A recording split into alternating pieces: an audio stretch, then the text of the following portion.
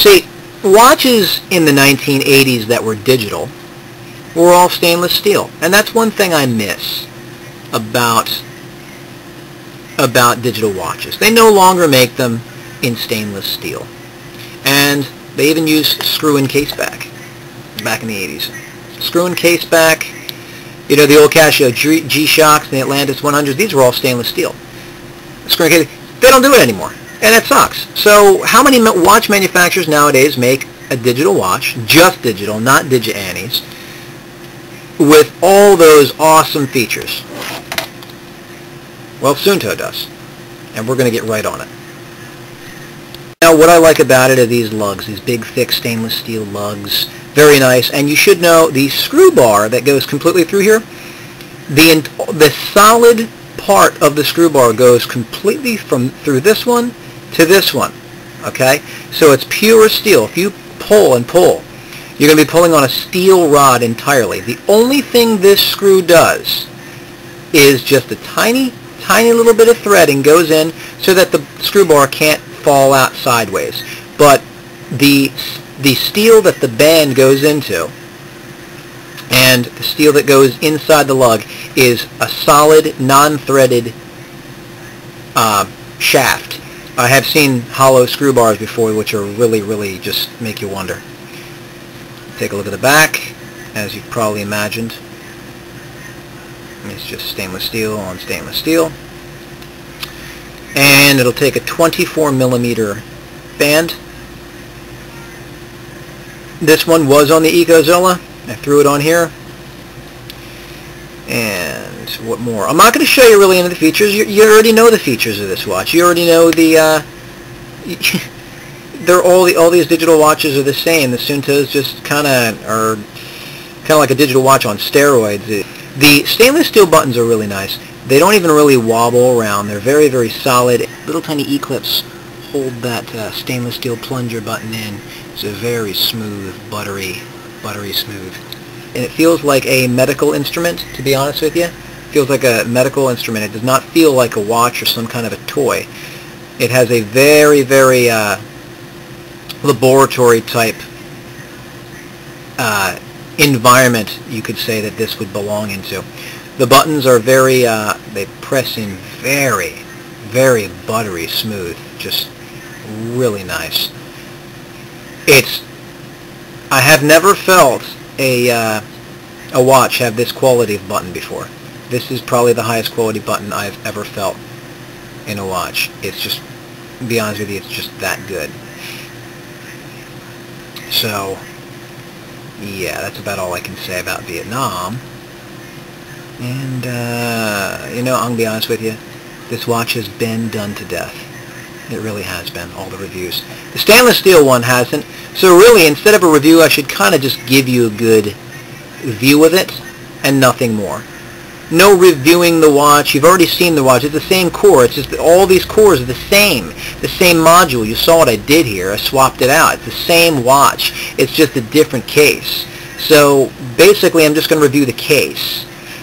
And I'm rambling on. But anyway, it's stout. It's solid. And yes, I feel that it is worth the price to get it in stainless. Just because of, you know, the sapphire crystal. If you like that kind of thing, to be honest with you, an outdoor watch should have an acrylic crystal because you can't crack them. You only scratch and gouge them, and you can replace them. Sapphire crystals shatter easy and harder to replace because you'd have to special order and probably spend a lot more money on it, whereas you could rip one of these from a cheaper core. That's my thoughts on that.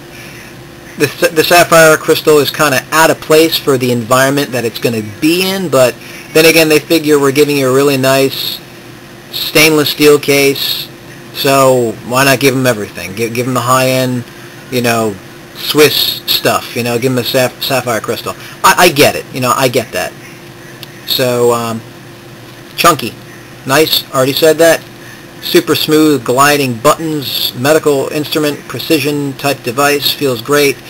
Solid screw bars. Nothing more to say other than that. That's it. I'm wrapping this up now. Later.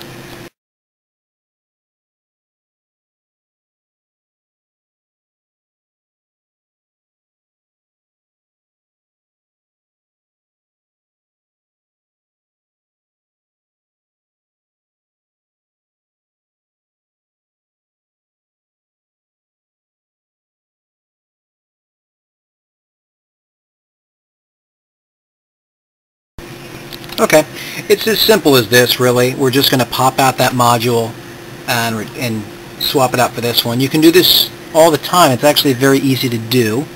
You just want to make sure you assemble everything correctly. Use plastic because metal to metal is not a good idea when dealing with something like this.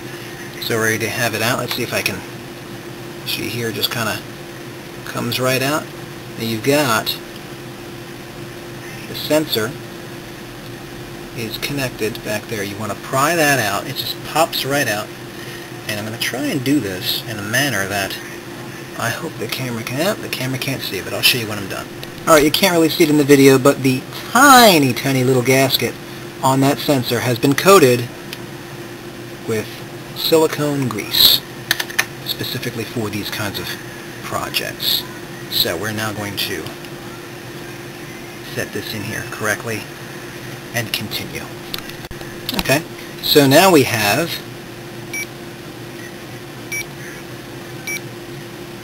our Suunto with, you know, this particular type of screen. I like the color. It's easier on the eyes. It's less sexy, yeah, I'll agree with that. But now this gasket is going to get a dab of silicone grease, although it does look like it's silicone itself, right? It's pretty transparent. The truth is that these gaskets take a lot longer than they will admit to degrade. They really don't degrade like they say. I have a 1980s Timex Atlantis 100 that is still waterproof, and the gasket is still rubbery and stretchy. And we're talking this watch I wore when I was like 10 years old, and I'm 37 now. So, you know, that might be some freak exception right there. I can't say for sure, but what I will tell you is that the gaskets definitely do last longer than they kind of tell you. So it does go a specific way, not just like a circle of a gasket. There's a little tiny divot here, a little tiny, you know, indentation in that side. This side is completely flat. You did not notice that. Alright, no biggie. So just put this here. And as you can see, yes, these watches are totally interchangeable. Totally interchangeable. And you can use, I can rebuild this one if I want. Whatever I have an extra backup gasket. I have a backup crystal. I have a backup everything. I have backup screws. I've got backup screw bars for the band. I have two, at least for this one, a back-in screw-in case back. I have all that backup now, you know, which is really, really sweet. The Suunto Core is a 100% modular watch. It's totally modular. It can be upgraded, serviced, all by the user. You can swap out parts from any other Suunto Core. And that is the really cool aspect of this watch. That's one thing I fell in love with, being able to service your own watch in, you know, in such a way that you can customize anything about it, you know, and that is just sick. That is just absolutely sick.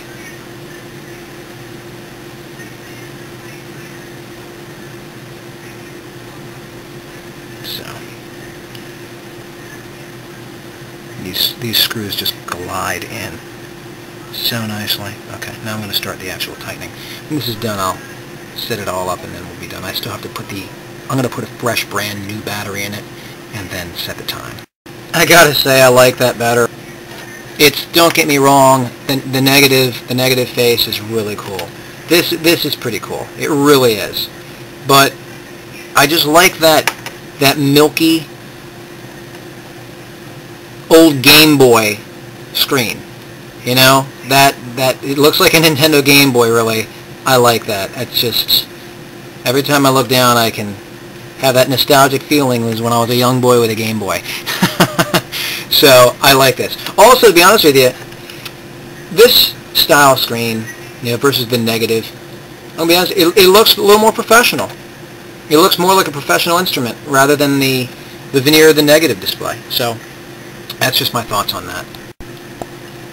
Now I must say the inside of the Suunto core, these cheaper $120 models or $150, depending on the price, it kind of fluctuates. Sometimes you can get them for $100. Anyway, they're impregnated with obviously a stainless steel ring for that right there. So it's never going to be steel on plastic wear and tear whenever you change the battery. That's a very smart move on them. Unlike the old Swatch watch of the 80s where you kind of just twisted in the little cap. Matter of fact, I don't think I have any.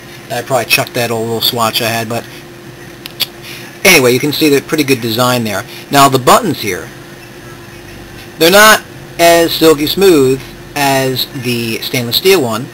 They don't feel, how can I say this? They feel extremely solid, better than any Casio I've ever felt, but not as good as the stainless. There's the spring isn't as hard to press in, okay, but it still feels solid. It does feel robust. I will use that word. It does feel solid. Now another thing I like, you'll notice these little screw holes in here. Take a look at that.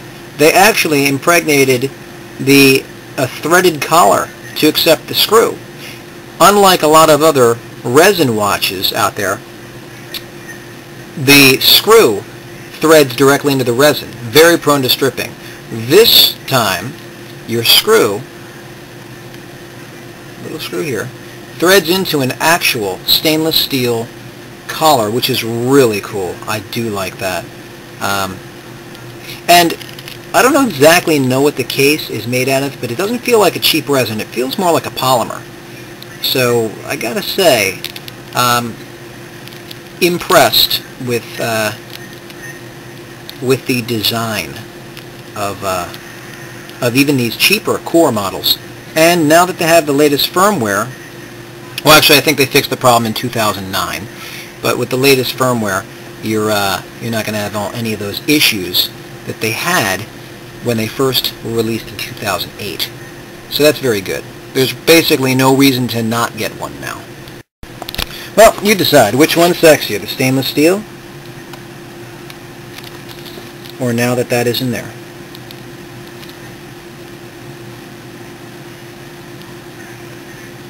Come on, both are brand new. You can't complain about scratches. Which one looks better?